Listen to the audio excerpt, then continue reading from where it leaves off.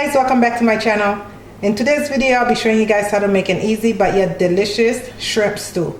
To get started, you are going to be needing 1 tablespoon of my Haitian spice. I do have a video up in the channel showing you guys how I make it. You're gonna need a piece of bell pepper poked with some cloves, half an onion cut up, and half a bell pepper or a little less cut up, and half a tomato cut up, and I have parsley and thyme tied together.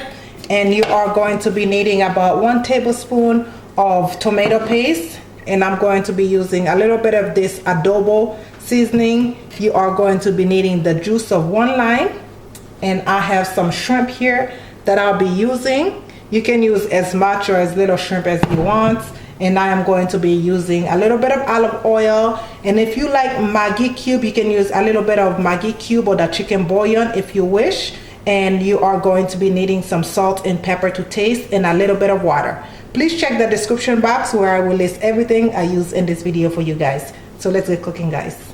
Alright, so we are going to start by adding a little bit of that adobo, about half a teaspoon. And this has salt in it, guys, so you got to be really careful when using that. And I'm going to put my Epis or my Haitian spice. Again, I do have this video up on the channel for you guys to check out if you have not done so.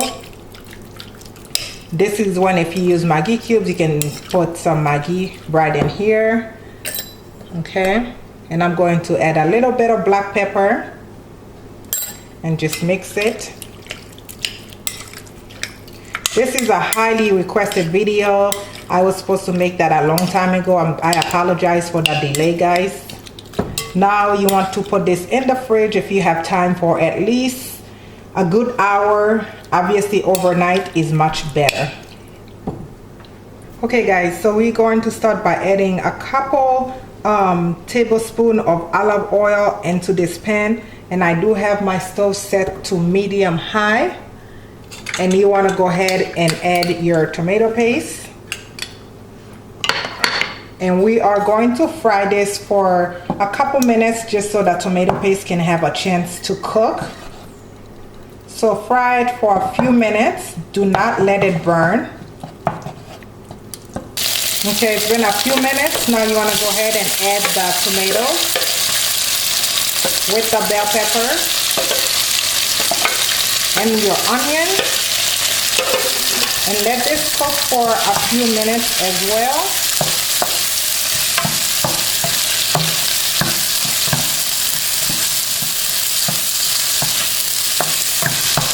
And I'm going to add just a tiny bit of water just so nothing is sticking.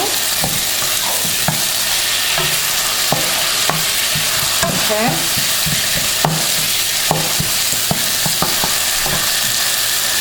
And now you want to go ahead and add in the shrimp before the vegetables get too soft.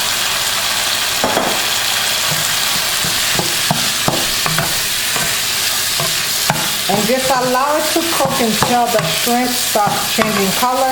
Then we're going to add a little bit of water just so we can have a little gravy. Alright guys, it's been about 5 minutes. And as you can see, the shrimp are cooked. When they start curling up, you know that they are cooked.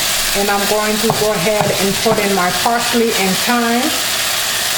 And about a teaspoon or 2 of that lime juice.